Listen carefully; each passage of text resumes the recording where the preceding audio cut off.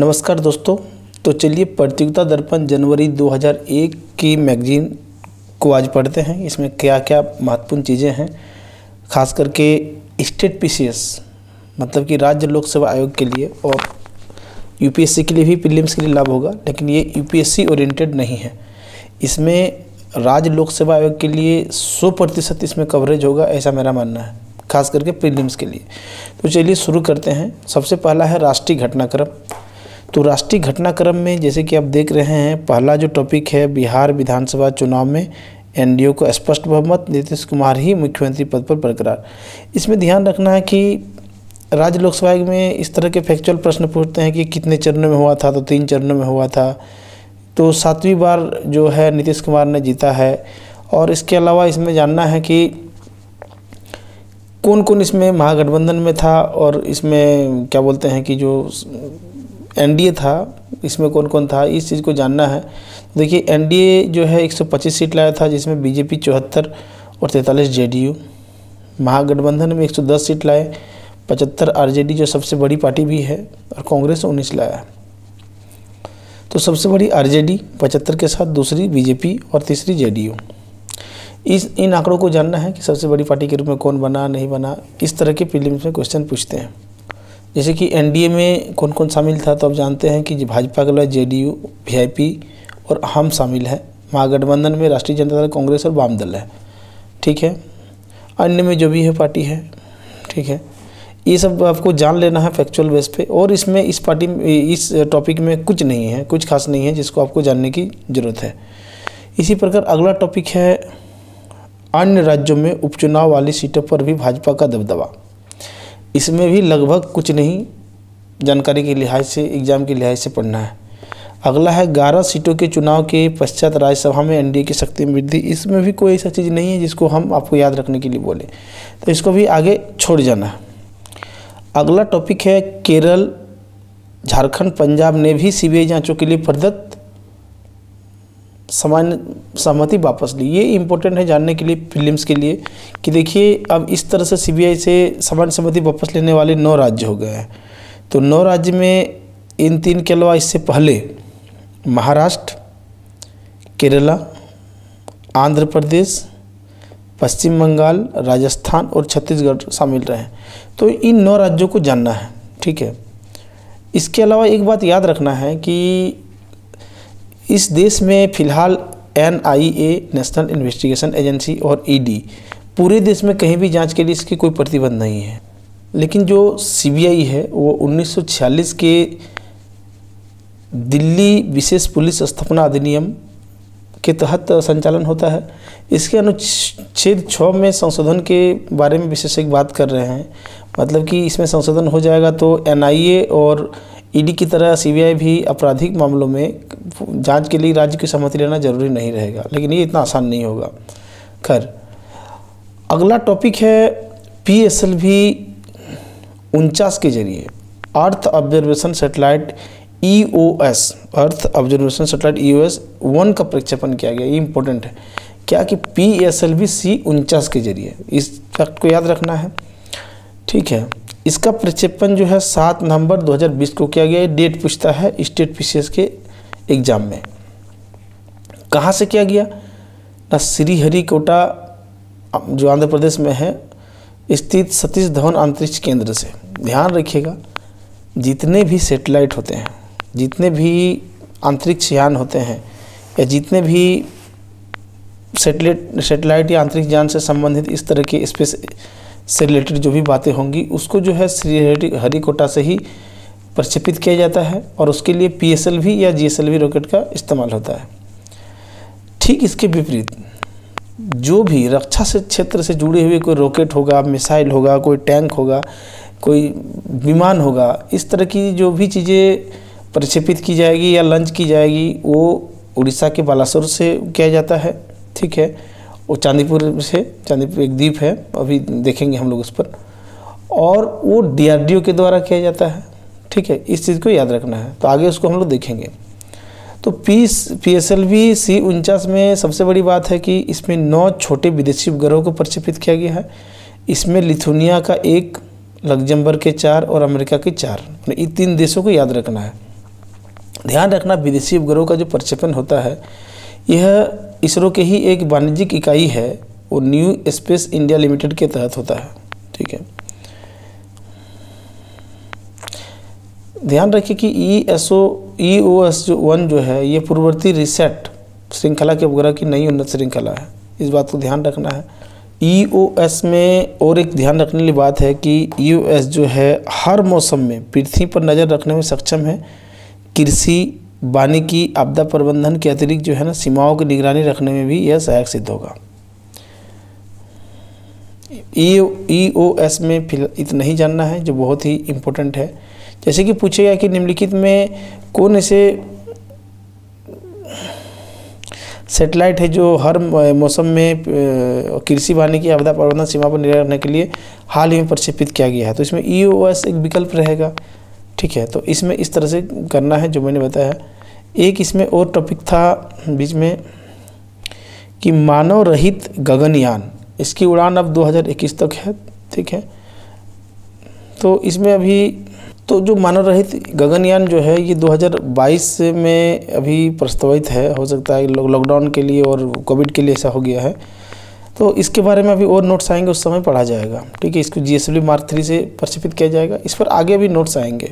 अगला टॉपिक है पिनाका के उन्नत संस्करण के परीक्षण के पश्चात quick reaction surface to air missile, इसको QRSAM सिस्टम कहा जा रहा है, क्या सफल परीक्षण पर हुआ है। तो ये है क्या, ये तो आपको उसके फुल फॉर्म पढ़ने के बाद ही जान गया। इसको DRDO ने बनाया है, सतह से आकाश में मार करने वाली जो है ये क्विक रिएक्शन हथियार प्रणाली है। ठीक है, ये उड़ीसा के तट की चांदीपुर स्थित की रेंज से परीक्षण किया गया, तो मैंने आपको पहले ही बताया था। इसके लिए एक पायलट रहित विमान जिसे बंसी नाम दिया गया, उसको प्रहार किया। कुल मिलाकर के ये QRSAM है क्या, इतना ही जानना है आपको प्रीलिम्स के दृष्टिकोण से। अगला टॉपिक है स्कॉर्पिन श्रेणी के 5वीं पनडुब्बी बागीर। ठीक है, इसका जलावतरण हो गया है, इतना ही जानना है कि जो बागीर है क्या। इसमें जैसे कि क्वेश्चन आ सकता है कि रडार की नज़र से बचने में सक्षम, खुद लिखा रहेगा, टारपीडो से हमला करने के साथ साथ ट्यूब से लॉन्च की जाने वाली प्रतिरोधी मिसाइल को पानी के अंदर से और सतह से भी छोड़ सकने वाली निम्नलिखित में कौन सी पनडुब्बी है, तो बागीर है। तो इस बागीर को जान लेना है। इस श्रेणी की पहली जो पनडुब्बी थी INS कालावरी थी, इतना जान लेना है, इससे ज़्यादा आपको जानने की इस टॉपिक में ज़रूरत नहीं है।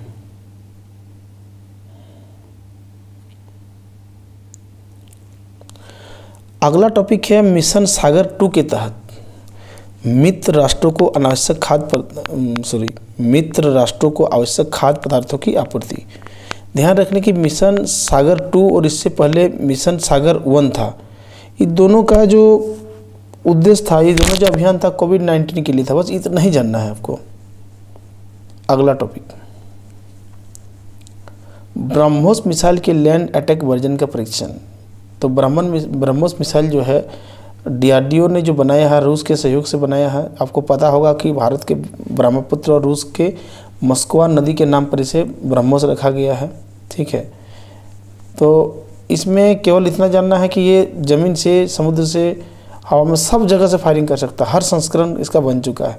इसकी मारक क्षमता पहले 200 किलोमीटर प्रति घंटा थी और इसको बढ़ाकर अब 400 किलोमीटर तक किया गया है। गति को जो है ना 2 मैक तक बढ़ाया गया है, मतलब कि ध्वनि की गति से 2.8 गुना ज़्यादा। ध्वनि की गति 330 मीटर पर सेकंड होता है।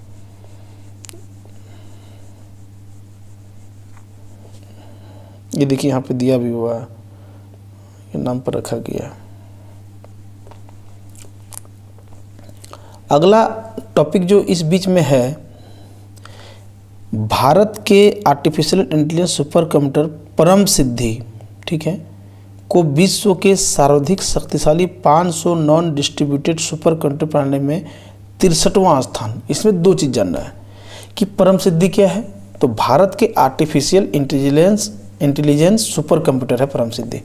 इसको विश्व के सर्वाधिक शक्तिशाली ये में कितना गिना गया है ना, 63वां स्थान। ये 2 चीज़ आपको इसमें जानना है हर हालत में। अगला टॉपिक है उमंग ऐप का अंतर्राष्ट्रीय संस्करण जारी। तो उमंग क्या है कि नागरिकों को एक ही मोबाइल ऐप के माध्यम से केंद्र और राज्य सरकारों के विभिन्न संगठनों विभागों की जानकारी और सेवाएं उपलब्ध कराने के लिए इसे लॉन्च किया गया था 2017 में। बस इतना ही जानना है, ईयर जानना जरूरी नहीं है इसमें, लेकिन ये किस चीज़ के लिए है तो उमंग ऐप इतना जानना है।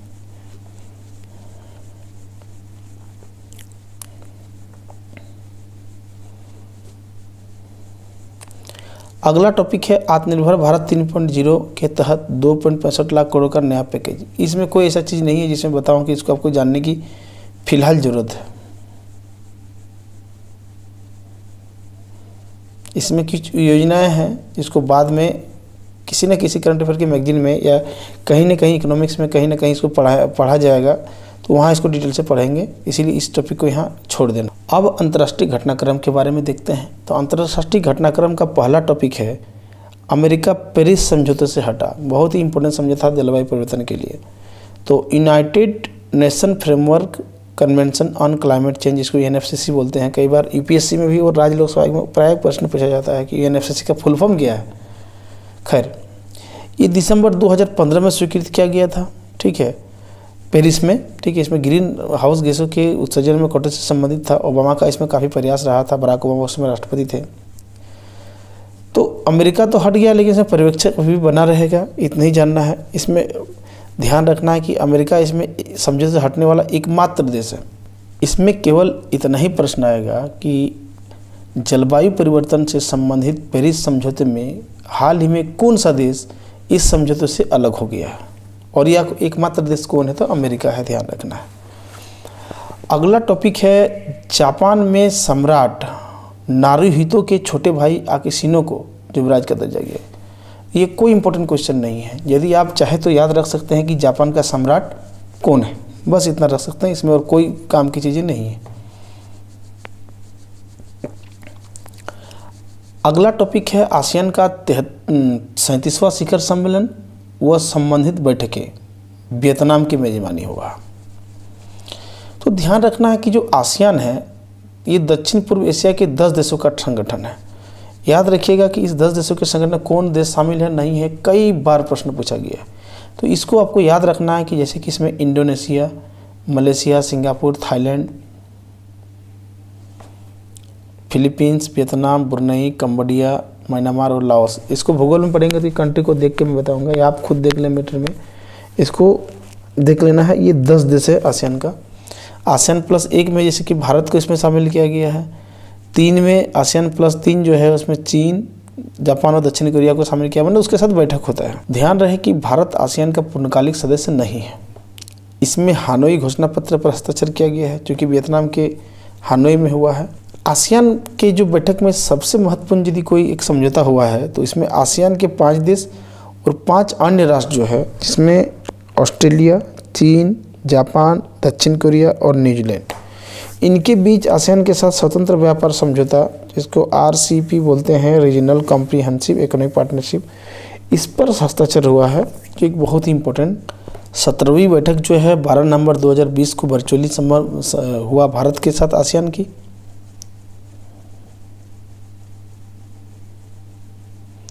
भारत ने $1 अरब क्रेडिट लाइन के प्रस्ताव को दोहराया है।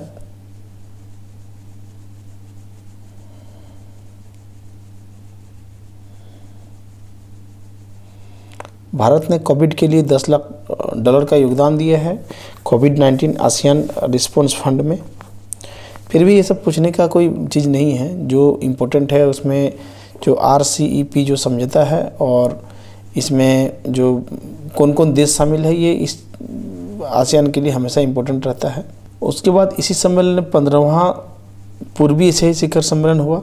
इससे पहले जैसे कि आसियान भारत का 17वीं बैठक हुआ था, तो 15वीं जो पूर्वी एशिया शिखर सम्मेलन है, ठीक है, इसमें आसियान और बाकी 8 देश है। तो आसियान के 10 देश तो जानते हैं, तो 8 देश जैसे कि ऑस्ट्रेलिया है, भारत, चीन, जापान, न्यूजीलैंड, दक्षिण कोरिया, अमेरिका और रूस है, ठीक है। इसमें कई बातें हुई है।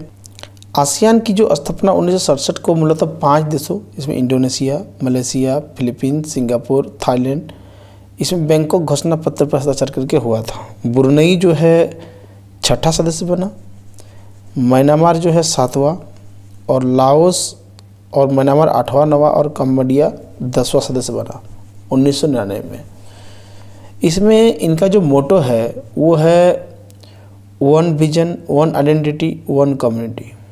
इस आदर्श वाक्य को याद रखना है कि किस संगठन का है। फिर आसियान है, बहुत सारे SCO है, बहुत सारे ऐसे अंतर्राष्ट्रीय संगठन होगा जिसमें कन्फ्यूजन कर जाएगी। फिर इसका थीम जरूर याद रखना है, मोटो इसको याद रखना है।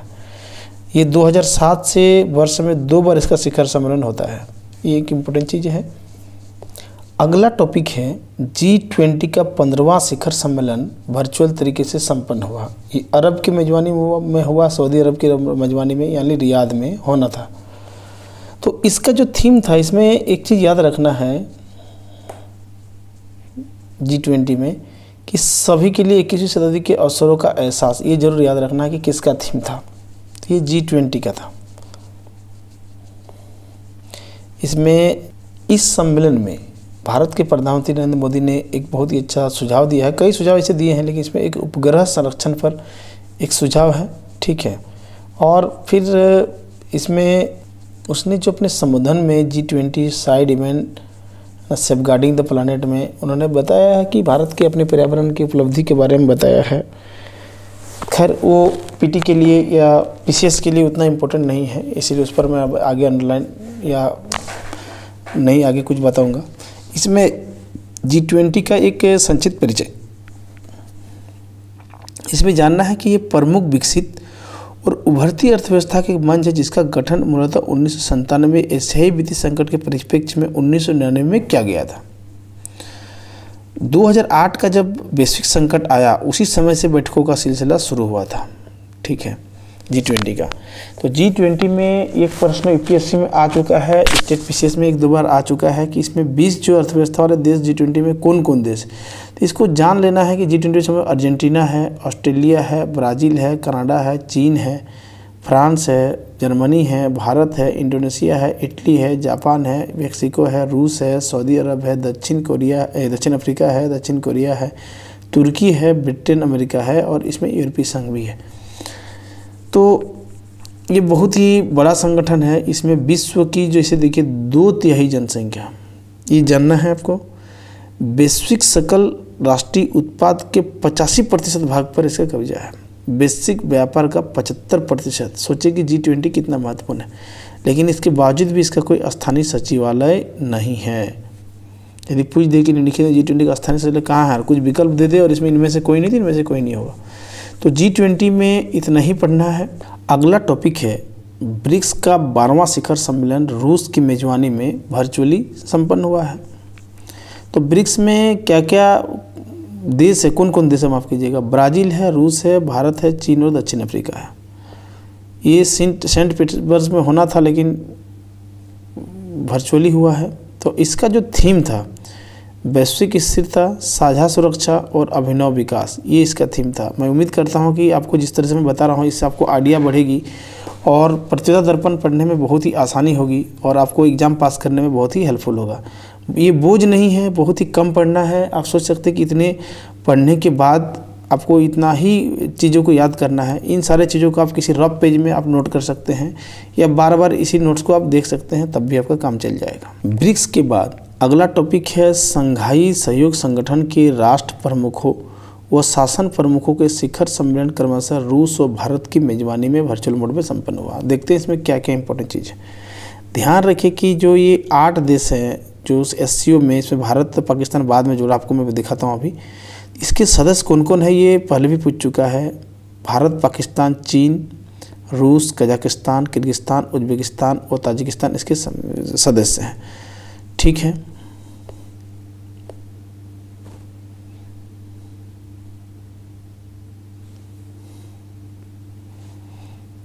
2017 में भारत और पाकिस्तान को पूर्णकालिक सदस्यता इसमें दी गई थी। इसमें एक इम्पोर्टेंट बात है SCO डेवलपमेंट स्ट्रेटेजी 2021 से 25 के लिए कार्य योजना इसमें स्वीकार की गई है। मतलब ये स्ट्रेटेजी कब से कब तक, तो 2021 से 25 तक SCO डेवलपमेंट स्ट्रेटेजी इसका एक इम्पोर्टेंट पार्ट है। इसके अलावा बिश्केक में SCO cultural and integration centre की स्थापना है तो इसमें पहल की गई है। तो संघाई सहयोग संगठन के राष्ट्र प्रमुखों के बाद हम देखते हैं कि संघाई सहयोग संगठन के शासन प्रमुखों का शिखर सम्मेलन भारत की मेजबानी में हुआ। तो ये पहला अवसर था 2017 में एससीओ के पूर्णकालिक सदस्य बनने के बाद कि भारत ने इसकी जो मेजबानी किया है। इसमें क्या इंपॉर्टेंट बात है उसको मैं बताता हूँ आपको। इसमें एक इम्पोर्टेंट बात है कि इसमें जो है चीन की जो बॉर्डर रोड इनिशिएटिव BRI परियोजना, इसको या फिर बोलते हैं वन बेल्ट वन रोड परियोजना, ये विश्व के अनेक देशों को, जिसमें सड़क मार्ग के द्वारा, रेल मार्ग के द्वारा और समुद्री मार्ग से जोड़ने की एक परियोजना है। इसको भारत ने विरोध कर दिया है। जिसे भारत ने इसको विरोध करते हुए स्पष्ट किया कि वह चीन की विस्तारवादी नीतियों की समझौता करने के तैयार नहीं। मतलब कहने का मतलब इसको सभी देशों ने समर्थन किया है, सिर्फ भारत को छोड़ करके। भारत का तर्क है कि वो ये जो परियोजना है जो विवादित कश्मीर क्षेत्र से होकर, गिलगित बलूचिस्तान के क्षेत्र से होकर पार होता है, इसीलिए भारत ने इसको शुरू से विरोध किया, इसीलिए भारत इसमें शामिल नहीं हुआ है। ठीक है, तो इसमें एक बहुत इंपॉर्टेंट बातें हैं।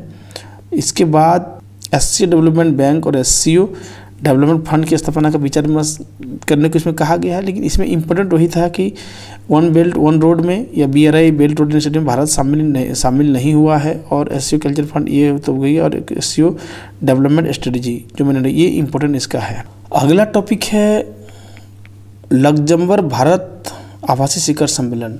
इसमें जैसे कि मैं देख रहा हूँ इसमें कोई इम्पोर्टेंट बात नहीं है, तो इसमें आपको आगे निकल जाना है।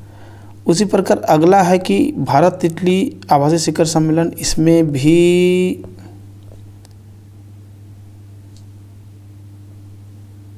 एक इम्पोर्टेंट बात इसमें जानने को है कि इसमें संबंधों को मजबूती लाने के लिए इटली में 2021 में इटली में भारत का वर्ष मनाया जाएगा और 2022 में भारत में इटली के रूप में सांस्कृतिक उत्सवों का आयोजन किया जाएगा। ये इम्पोर्टेंट रखना है, ईयर और किस देश में किसका, ये याद रखना है।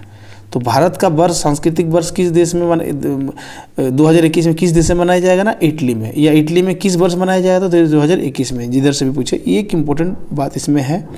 अगला टॉपिक है एपेक शिखर सम्मेलन 2020 वर्चुअल तरीके से संपन्न। एपेक में जो है 21 देश है।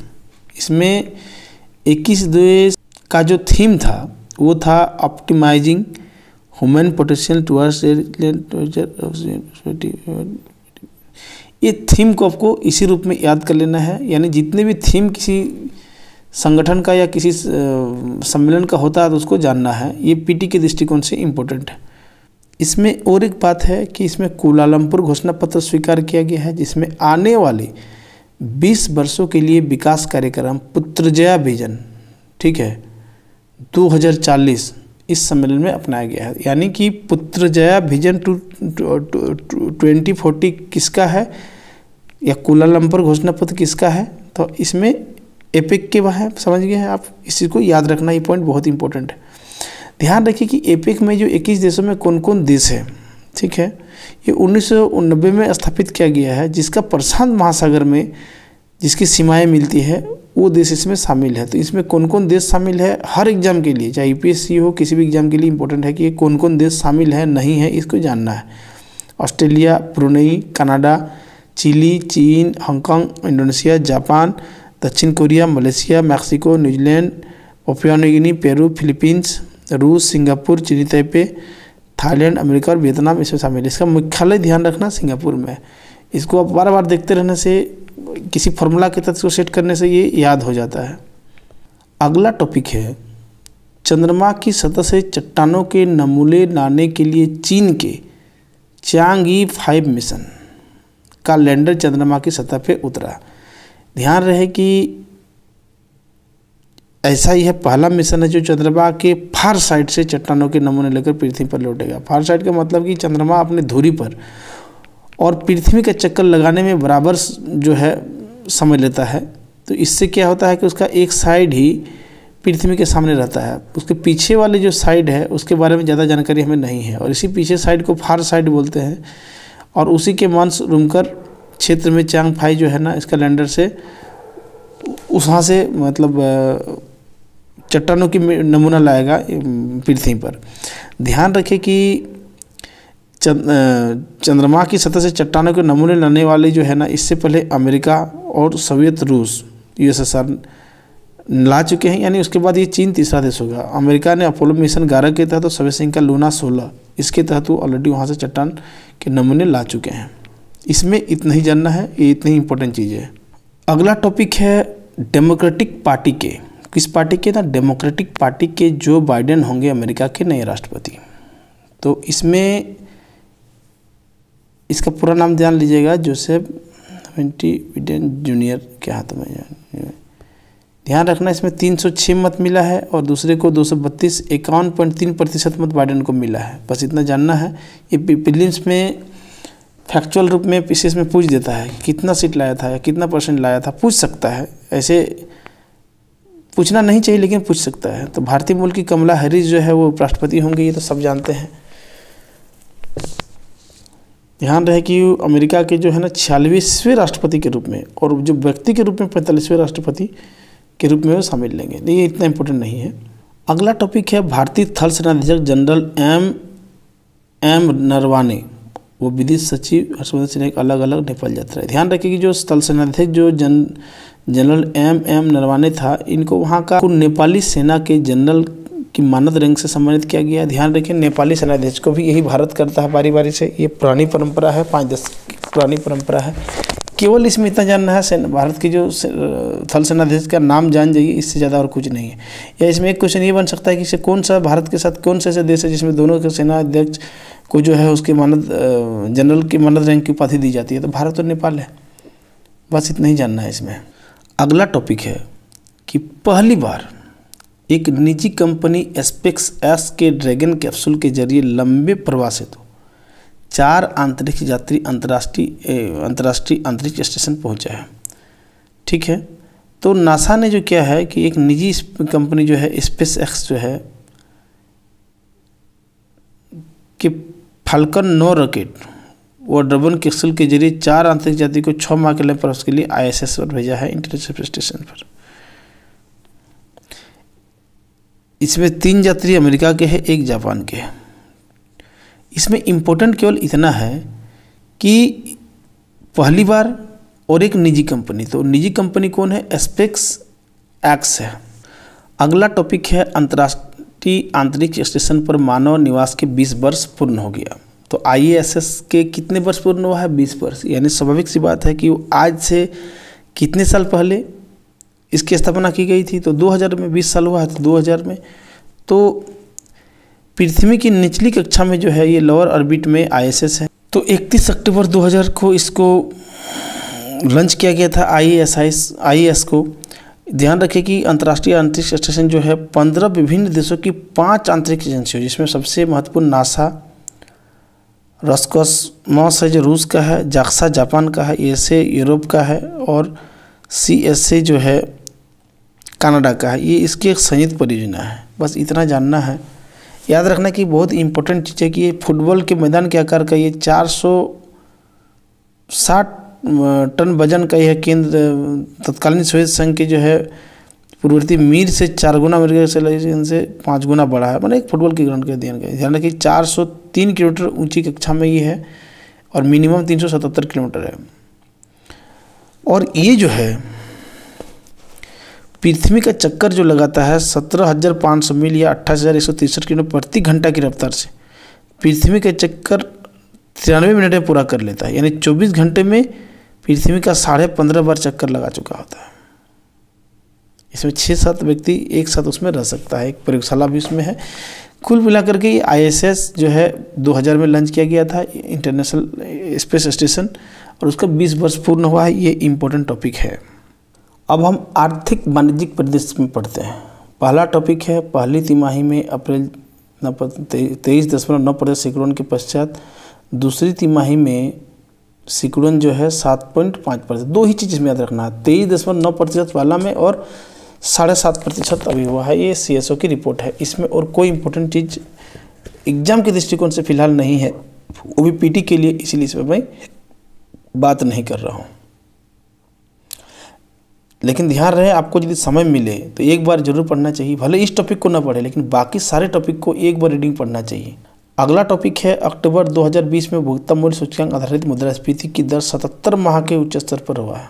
तो इस आंकड़े को याद रख लेना है। संभव हो तो, ऐसे पूछता नहीं है ये। अगला टॉपिक है औद्योगिक श्रमिकों के लिए उपभोक्ता मूल्य सूचकांक आधारित मुद्रास्फीति। इसमें CPI-IW जो है देखिए आधार वर्ष अभी हाल में 2001 से बदल कर 2016 किया गया था। इतना ही जानना है, इसमें और कोई इम्पोर्टेंट नहीं है। अगला टॉपिक है 15वें वित्त आयोग ने अपनी फाइनल रिपोर्ट राष्ट्रपति को सौंपी। ये इम्पोर्टेंट है हर बार के लिए। तो 15वें वित्त आयोग जो थे किसके अध्यक्षता में थे ना, श्री NK सिंह की अध्यक्षता में। ठीक है, इनका जो कार्यकाल कब तक रहेगा 2021-22 से 2025-26 तक होगा। इसमें केंद्र और राज्य सरकारों के बीच वित्त के विभाजन के संबंध में सिफारिश की जाती है, आप जानते होंगे। ये रिपोर्ट राष्ट्रपति को सौंपने के बाद क्या होगा, इसकी कॉपी चूँकि वित्त मंत्रालय को भी दिया जाता है। इसमें वित्त मंत्री क्या करेंगी, इस रिपोर्ट को तथा इस पर एक एक्शन टेकन रिपोर्ट ATR जिसको बोलते हैं बनाने के बाद इसको संसद में प्रस्तुत किया जाएगा। उसके पश्चात ही इसको सार्वजनिक किया जाता है, ये नियम है। इसमें सदस्य जो भी है अजय नारायण झा, डॉक्टर अशोक लाड़ी और अनूप सिंह और रमेश चंद्र है। ध्यान रखिए कि भारत का वित्त आयोग जो है अनुच्छेद 280(1) के तहत प्रति 5 वर्ष के बाद इसका राष्ट्रपति द्वारा गठन किया जाता है। इम्पोर्टेंट है, कई बार पूछा हुआ है। तो ये अंतिम क्या है अभी श्री NK सिंह है, इतना याद रखना है, ये बहुत ही इम्पोर्टेंट है और ये प्रश्न आने वाले टॉपिक है और अनेक बार आ चुका है। ध्यान रखिए कि निजी क्षेत्र के लक्ष्मी निवास बैंक का DBS बैंक इंडिया में विलय हो गया। ठीक है, केवल इतना ही जानना है कि किस बैंक का किस में विलय हुआ है, ये दो छोड़ करके इसमें और कोई इम्पोर्टेंट बात इसमें नहीं है। केवल इतना आप जान सकते हैं कि DBS बैंक इंडिया लिमिटेड जो है ना सिंगापुर की जो बैंक है उसकी ही एक भारतीय इकाई है, ये बस इतना जान सकते हैं आप। अगला टॉपिक है थोक मूल्य सूचकांक आधारित मुद्रास्फीति की अंतिम दर अक्टूबर 2020 में 1.48%। बस इसमें और कुछ ऐसी बात नहीं है।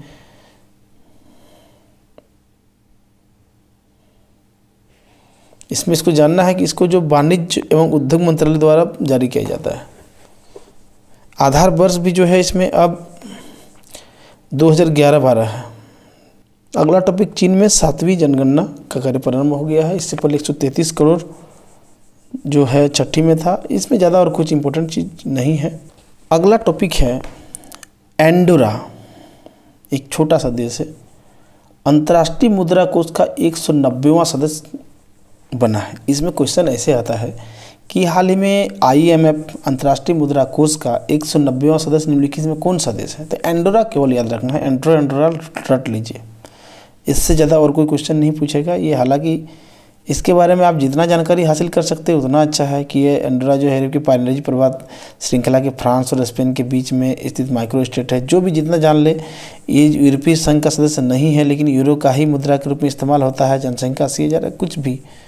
ये विश्व बैंक का भी सदस्य नहीं है, ठीक है, लेकिन बैठक में भाग लेता है। जितना जान ले, लेकिन केवल एंडोरा जानना है कि IMF का 190वां सदस्य बना है।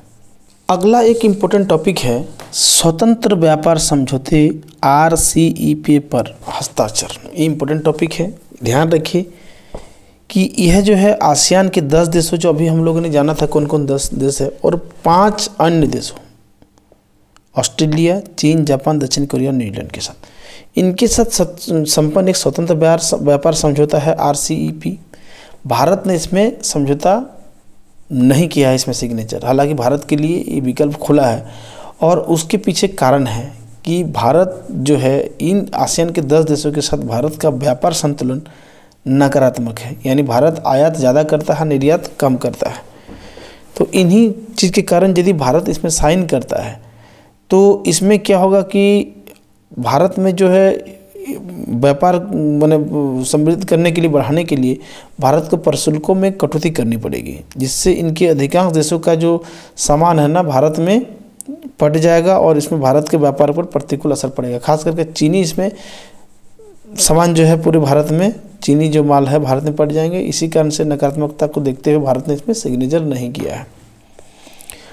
अगला टॉपिक है कि विदेशी मुद्रा कोष जो है 575 अरब डॉलर के रिकॉर्ड स्तर पर, कितना ना 575 अरब डॉलर। ध्यान रखिए, इसमें एक इम्पोर्टेंट चीज़ है जो कई बार प्रश्न पूछा चुका है कि विदेशी मुद्रा कोष जो होता है उसमें क्या होता है, मतलब वो जो कोष उस भंडार में क्या क्या शामिल होता है। तो ध्यान रखना है कि इसमें मुद्रा कोष जो होता है इसमें 4 बातें हैं। एक, विदेशी मुद्रा परिसंपत्तियाँ जो सबसे ज़्यादा है। दूसरा, इसमें गोल्ड होता है, स्वर्ण होता है। इसमें विशेष आरोहण अधिकार SDR होता है, जो कई बार पूछा गया क्वेश्चन। और अंतर्राष्ट्रीय मुद्रा कोष के पास सुरक्षित राशि, ठीक है, ये सब मिला करके कुल मिला के 575 में ये होता है विदेशी मुद्रा भंडार। विदेशी मुद्रा भंडार के केवल डॉलर या पैसा रुपया नहीं होता है, इसमें ये 4 चीज़ शामिल होता है। ये चीज़ कई बार पूछा गया, इसको जानना है। अब देखिए अन्य महत्वपूर्ण तथ्यों में है कि 43 अन्य मोबाइल ऐप पर प्रतिबंध। ध्यान रखना है कि भारत की एकता और अखंडता या संप्रभुता, रक्षा, सुरक्षा, सार्वजनिक सुरक्षा के लिए हानिकारक मानते भारत ने जो है चीन की सैकड़ों ऐप को प्रतिबंध किया। अभी 43 है और भी इससे पहले किया था, मतलब चीन के ऐप को किया है, इतना ही जानना है। एक क्वेश्चन है कि फ्यूचर रिटेल लिमिटेड के रिलायंस रिटेल द्वारा अधिग्रहण के पत्र की मंजूरी। मतलब कुल मिलाकर के जो है ना किशोर बियानी के नेतृत्व वाले जो फ्यूचर ग्रुप है, जिसको आप लोग जो मार्केट जाते हैं तो देखते हैं बिग बाजार करके, उसको रिलायंस ग्रुप ने खरीद लिया है। वो रिलायंस ग्रुप का ही अब भाग हो गया है। तो किसको बिग बाजार को किसने अधिग्रहण किया है ना, रिलायंस ने किया। बस इतना ही जानना है, इसके अलावा और इसमें कुछ बातें नहीं हैं। अब न्यूनतम सामान्य ज्ञान में हम देखते हैं कि इसमें क्या क्या पढ़ सकते हैं। तो इसमें देखिए कि सबसे पहले सब समझे थे। एक है RCEP, अभी हमने पढ़ा था इसके बारे में, तो इसको जानना है कि RCEP का फुल फॉर्म क्या होता है। उसके बाद कुछ नियुक्तियां हैं, जैसे कि यशवर्धन सिन्हा है तो भारत के नए मुख्य सूचना आयुक्त, बस इतना ही जानना है। इसका कार्यकाल 3 वर्ष होता है या अधिकतम 65 वर्ष की आयु तक रह सकता है। ये मुख्य सूचना आयुक्त के बारे में इन्फॉर्मेशन जानना है। हालांकि पॉलिटी में तो आप पढ़ते हैं तो उसमें बहुत सारे चीज़ें होती हैं तो उसको जानना होता है। तो इसमें 3 बातें हैं कि कौन बना, कितना कार्यकाल इसका होता है और कितने उम्र तक रह सकता है, यानी 3 साल या अधिकतम 65 साल। और इसका नियुक्तिकर्ता कौन है, ध्यान रखना, इसमें प्रधानमंत्री, विपक्ष की सबसे बड़ी पार्टी और गृह मंत्री होता है इसमें।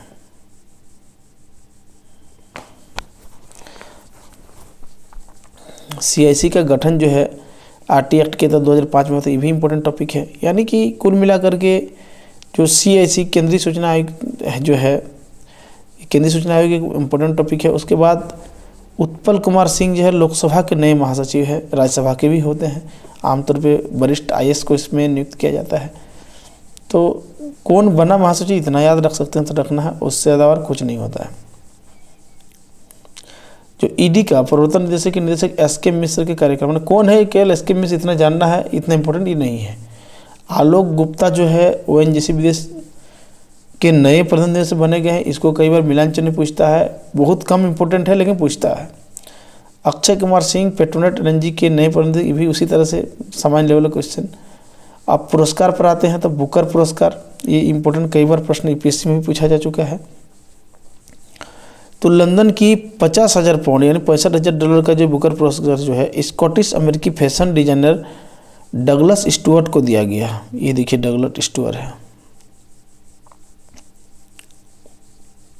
इसके लिए सुगिन बेन, जिसका उपन्यास है सुग्गी बेन, उसके लिए इसको दिया गया है। ध्यान रहे कि इसमें 6 उपन्यासों को शॉर्टलिस्ट किया जाता है, जिसमें दुबई की भारतीय मूल की लेखिका अमनी दोषी द्वारा रचित पहला ही उपन्यास बर्न्ड शुगर है ना, इसको भी शॉर्टलिस्टेड किया गया। ये जानना जरूरी है, इसको PT के लिए काम आएगा। इसके अलावा कुछ कम इम्पोर्टेंट, जैसे कि आसियान क्षेत्रीय पुरस्कार किसको मिला, ना तो सिंगापुर के शोध संस्थान को मिला है, कोई खास इम्पोर्टेंट नहीं है, जानना चाहिए।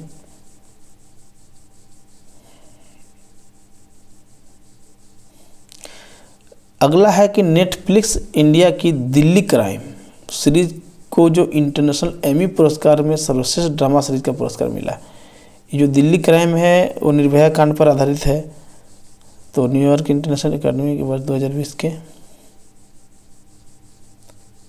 दिल्ली क्राइम जो है भारतीय मूल की कन्नड़ाई ऋचा मेहता के निर्देशन में ये बनी है। ठीक है, इसमें बस जो भी वही बात है। सियोल शांति पुरस्कार, इसमें अंतर्राष्ट्रीय ओलंपिक संपत्ति कमेटी को, मतलब अंतर्राष्ट्रीय ओलंपिक समिति के अध्यक्ष जो है थॉमस बाक को दिया गया। पिछला 18 का पुरस्कार तो आप लोग जानते हैं कि प्रधानमंत्री नरेंद्र मोदी को दिया गया था,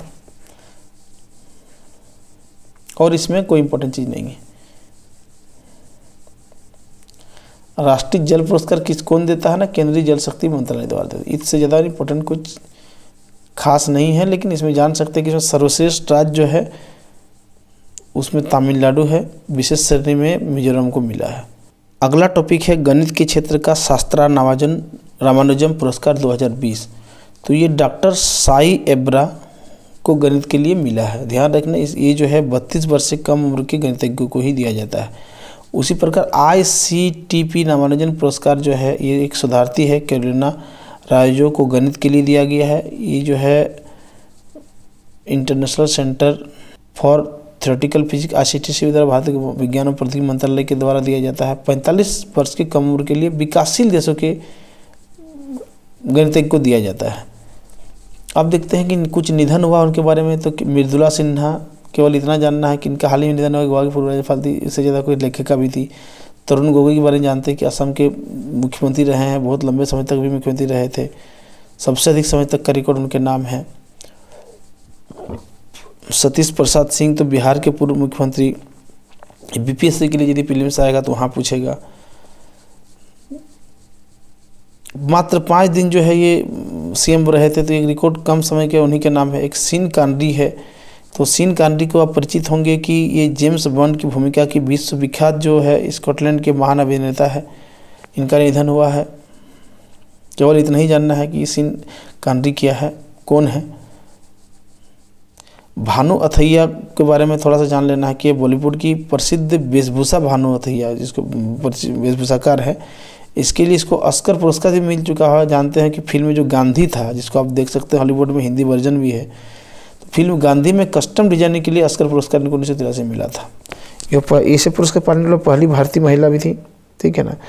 इसके अलावा उनके बाफ्टा पुरस्कार सहित कई हिंदी पुरस्कार मिल चुका था। इसमें एक लेकिन 1991 और लगान के लिए भी उसको जो पुरस्कार मिल चुका है, उसका भी निधन हो गया है। उसके बाद TN कृष्णन अंतर्राष्ट्रीय ख्याति प्राप्त वायलिन वादक थे, इनका निधन हो गया है। सौमित्र चटर्जी बांग्ला फिल्मों के दिग्गज अभिनेता है, 200 से ज़्यादा फिल्म का इन्होंने काम कर चुके हैं, अनेक पुरस्कार मिला है इनको जानना है। राजस्थान के मंत्री भवरलाल कुछ खास नहीं है। डिएगो मैराडोना को जानना है कि मैराडोना के महान फुटबॉलर था, बार्सिलोना के लिए भी खेल चुके हैं, एक महान खिलाड़ी थे। फकीर चंद कोहली, तो इसको इम्पोर्टेंट है, जैसे कि TCS के जो संस्थापक हैं रहे हैं, जो सॉफ्टवेयर क्षेत्र की जो अग्रणी कंपनी है टाटा कंसल्टेंसी सर्विसेज, उसके संस्थापक रह चुके हैं। वो IT क्षेत्र के निकाय नास्कॉम के भी अध्यक्ष रह चुके हैं। इम्पोर्टेंट है फकीर चंद कोहली। अब हम वर्ष दिवस सप्ताह में देखते हैं कोई इम्पोर्टेंट हो तो इसमें 11 नवंबर जो है राष्ट्रीय शिक्षा दिवस, भारत के पहले शिक्षक मौलाना अब्दुल कलाम आज़ाद के जन्मदिवस पर मनाया जाता है। ये अब जान लीजिए। एक है 14 नवंबर बाल दिवस, नेहरू के जन्मदिन है, उस पर मनाया जाता है। 15 नवंबर तो झारखंड के जो होंगे उसको पता होगा, कई बार पूछा भी गया है। इसी दिन भगवान बिरसा मुंडा की जयंती भी है। इसी दिन झारखंड का स्थापना हुआ था 2000 को 21वें राज्य के रूप में।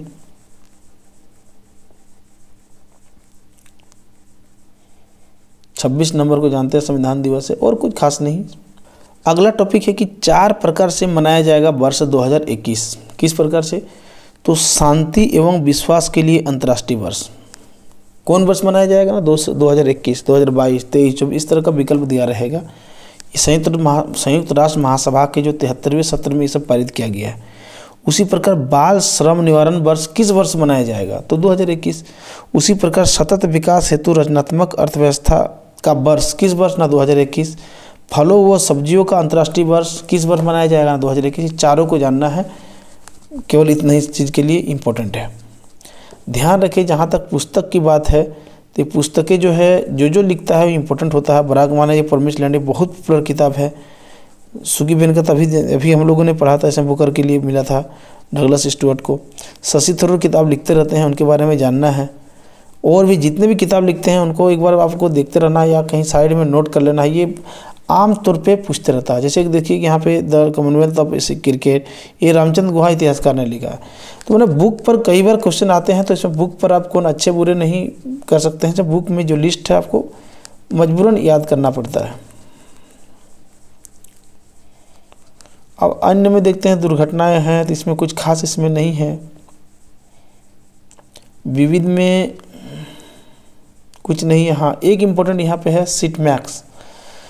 तो यह भारत, सिंगापुर और थाईलैंड का त्रिपक्षीय नौसैनिक सैन्य अभ्यास है। इसको सिटमैक्स नाम दिया गया है, जो अंडमान सागर में ये संपन्न हुआ था। ये दूसरा संस्करण था, यानी इससे पहले भी एक बार हो चुका है। अब हम खेलकूद के बारे में बात करते हैं। खेलकूद में आमतौर पे फैक्चुअल प्रश्न आता है, कौन जीता, कौन हारा, ये महत्वपूर्ण है विश्व के चर्चित खेलों के लिए। यदि उसमें कोई भारतीय खिलाड़ी है, यदि कोई पुरस्कार जीतता है अंतर्राष्ट्रीय स्तर पर, तो वो और महत्वपूर्ण हो जाता है। तो अभी हम देखते हैं, जैसे कि सबसे पहले है क्रिकेट में, तो जिम्बाब्वे से इसमें नहीं जानना है हमको। शेन वॉटसन जो है अभी कौन सा खिलाड़ी की, जो ऑस्ट्रेलिया का आप जानते हैं कि क्रिकेट के सभी रूपों से उन्होंने संन्यास ले लिया है।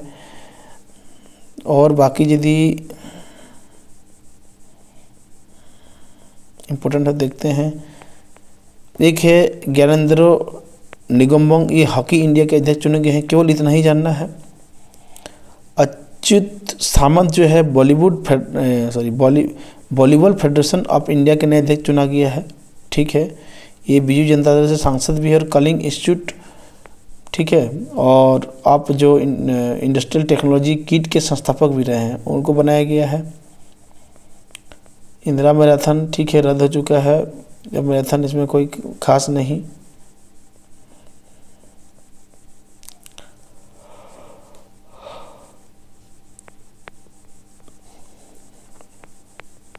पुरुषों के टीम में लंदन में इसमें कोई खास नहीं।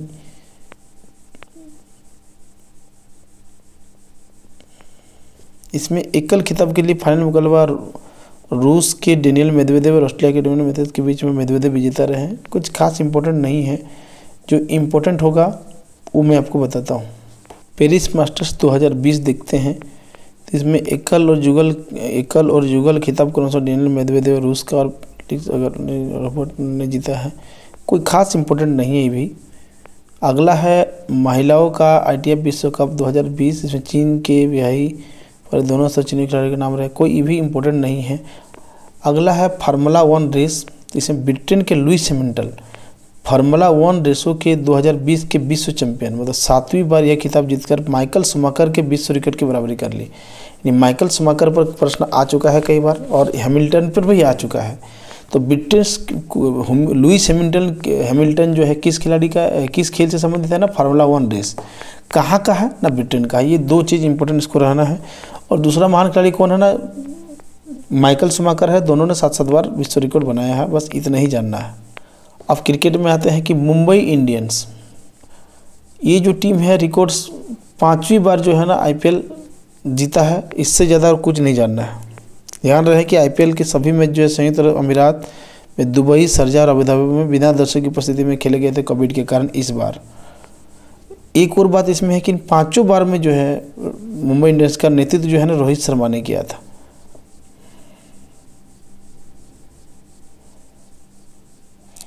इसमें जो हारा है दिल्ली कैपिटल्स हारा है। इसमें जो प्लेयर ऑफ द सीरीज रहा है राजस्थान रॉयल्स के ब्रिटिश खिलाड़ी जेफ्रा आर्चर रहा है। कुछ दो चीज बातें याद कर लेना है। उसी प्रकार सर्वाधिक जो 670 रन है उसके लिए ऑरेंज कप किंग्स 11 पंजाब के KL राहुल को, मतलब कि सबसे अधिक रन बनाने में KL राहुल रहे। सबसे अधिक विकेट लेने वाले पर्पल कैप जो मिला है दिल्ली कैपिटल्स के जो है कागिसो रबाडा को मिला है, ये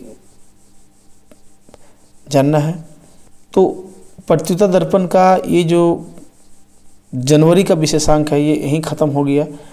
इतना ही करना है, यकीन मानिए आप प्यार से इसी तरह से पढ़ें, ख़त्म हो जाएगा। इसे पढ़ने में मात्र 1.5 से 2 घंटा लग सकता है। मैंने जब तैयारी के दरमियान भी जब पढ़ा था वो कभी भी 1.5 से 2 घंटा से ज़्यादा नहीं लगा, और इसके बाद आपको बार बार उसको रिवीजन करना है तो वो याद हो जाएंगे।